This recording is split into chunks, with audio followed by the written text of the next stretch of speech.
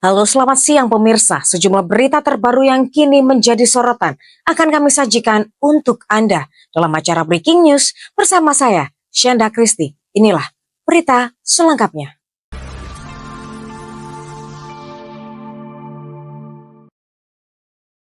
Potongan tubuh berupa kepala yang diduga milik korban Mr. X akhirnya ditemukan setelah jasadnya lebih dulu ditemukan di Kabupaten Jombang.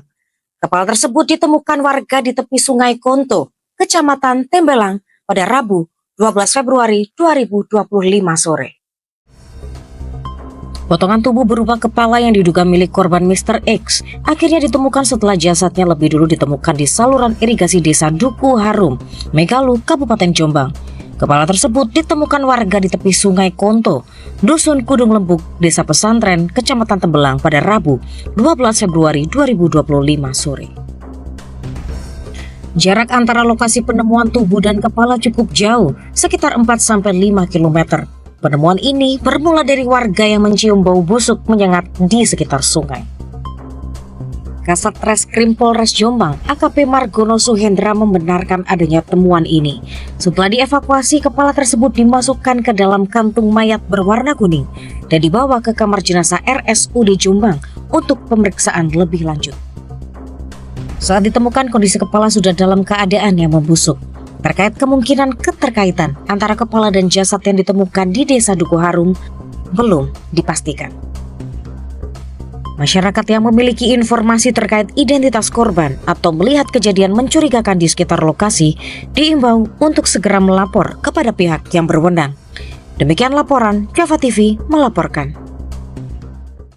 Kepala Otorita Ibu Kota Nusantara, Basuki Hadi Muljono, mengungkapkan pihaknya memangkas anggaran untuk Otorita IKN atau OIKN tahun 2025 sebesar 1,15 triliun rupiah. Kepala Otorita Ibu Kota Nusantara, Basuki Hadi Muljono, mengungkapkan pihaknya memangkas anggaran untuk Otorita IKN atau OIKN tahun 2025 sebesar 1,15 triliun rupiah. Kami tidak hanya beliau, Bu, Pak, Mbak. Jadi penugasan dari kementerian lembaga ada beberapa yang sudah kami karena sudah selesai penugasannya diambil. Ada satu direktur di kami diminta kembali oleh Kementerian Desa akan dipromosi di sana. Ya, karena penugasan kalau mutasi sudah nggak bisa. Itu kalau mau penugasan, saya ini time kalau organisasinya membutuhkan bisa diambil. Sejumlah pos yang dilakukan efisiensi sebagai dampak dari pemangkasan tersebut, antara lain perjalanan dinas, kaji-kajian, seminar, dan FGD. Pemangkasan ini merupakan bagian rekonstruksi anggaran tahun 2025 usai terbit instruksi Presiden nomor 1 tahun 2025 tentang efisiensi dalam pelaksanaan APBN dan APBD tahun anggaran 2025. Basuki mengatakan pagu anggaran OIKN tahun 2025 awalnya ditetapkan sebesar 6,39 triliun rupiah. Dengan adanya pemangkasan 1,15 triliun rupiah, maka sisa anggaran OIKN menjadi 5,24 triliun rupiah. Dari total anggaran, belanja pegawai ditetapkan sebesar 199,98 miliar, sehingga pagu efektif yang dapat digunakan mencapai 5,42 triliun. Anggaran tersebut akan dialokasikan untuk pengelolaan infrastruktur dan sarana yang telah dibangun pada periode 2022 hingga periode 2024. Demikian laporan Java TV melaporkan. Hari ini, putusan banding suami artis Sandra Dewi Harvey Mois dibacakan Pengadilan Tinggi DKI Jakarta. Banding diajukan jaksa atas vonis 6,5 tahun penjara terhadap Harvey dalam kasus korupsi timah.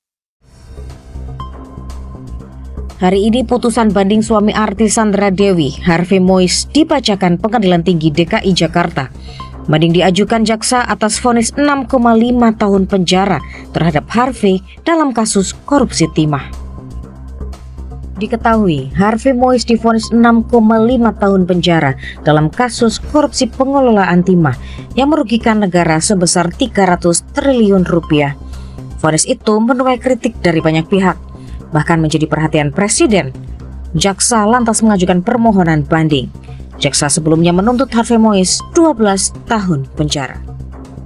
Selain Harvey, jaksa juga mengajukan banding terhadap vonis 5 tahun penjara yang dijatuhkan ke Helena Lim. Banding juga diajukan untuk terdakwa lainnya dalam kasus ini, antara lain Suwito Gunawan, Robert Indiarto, Reza Atriansyah, dan Suparta. Sidang terbuka akan digelar secara terbuka mulai pukul 9 pagi. Putusan banding Harvey dan juga pemilik PT Quantum Skyline Exchange dan Helena Lim dibacakan terakhir. Harvey juga dihukum membayar uang pengganti sebesar 210 miliar rupiah, subsidiar 2 tahun penjara. Seluruh aset Harvey yang terkait dengan perkara diputuskan hakim dirampas untuk negara sebagai bagian dari pembayaran uang pengganti. Demikian laporan Java TV melaporkan. Timnas U20 Indonesia akan memulai kiprah di Piala Asia U20 tahun 2025. Berikut jadwal siaran langsung Timnas U20 Indonesia versus Iran. Indonesia akan memulai kiprah di Piala Asia U20 2025. Berikut jadwal siaran langsung Timnas U20 Indonesia versus Iran. Pertandingan Timnas U20 Indonesia versus Iran dijadwalkan berlangsung pada Kamis 13 Februari 2025 di Shenzhen Youth Football Training Base Center Stadium di China pukul 18.30 waktu Indonesia Barat.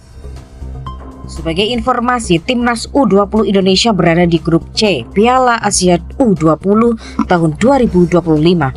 Pasukan asuhan Indra Syafri ini berada satu grup dengan Iran, Uzbekistan, dan Yamar Raihan. 3 poin dari Iran bakal menjadi modal berharga bagi Garuda Nusantara dalam menatap laga lanjutan di Piala Asia U20 tahun 2025. Demikian laporan Java TV melaporkan. Putusan gugatan pra-peradilan Sekjen PDI Perjuangan Hasto Kristianto melawan Komisi Pemberantasan Korupsi KPK akan dibacakan hari ini. Sidang akan berlangsung di Pengadilan Negeri Jakarta Selatan. Putusan gugatan pra-peradilan Sekjen PDI Perjuangan Hasto Kristianto melawan Komisi Pemberantasan Korupsi KPK akan dibacakan hari ini. Sidang akan berlangsung di Pengadilan Negeri Jakarta Selatan. Sebagai kader PDIP, Hasto menyadari konsekuensi hukum yang akan dihadapi. Terkait sidang pra-peradilan yang akan diajukan, Hasto menyebut berbagai fakta dan keterangan ahli menyimpulkan KPK telah melakukan pelanggaran dalam menetapkannya sebagai tersangka. Hasto meyakini gugatan pra-peradilan yang dilayangkan akan diterima oleh Hakim Tunggal PN Jaksel Chuyamto. Sebagai kader PDIP, Hasto mengaku diajarkan untuk selalu optimis menghadapi apapun tantangan dan persoalan yang dihadapi. Sebelumnya, kuasa hukum Hasto mengajukan gugatan ke PN Jaksel setelah ditetapkan sebagai tersangka oleh KPK. Hasto ditetapkan sebagai tersangka atas 2 kasus, yakni suap pergantian antar waktu, Harun Masiku, serta perintangan penyidikan atau obstruction of justice. Demikian laporan Java TV melaporkan. Baik pemirsa, informasi tadi sekaligus menjadi penutup perjumpaan kita hari ini. Saya Shenda Kristi dan segenap tim redaksi yang bertugas pamit undur diri. Selamat siang, terima kasih dan sampai jumpa.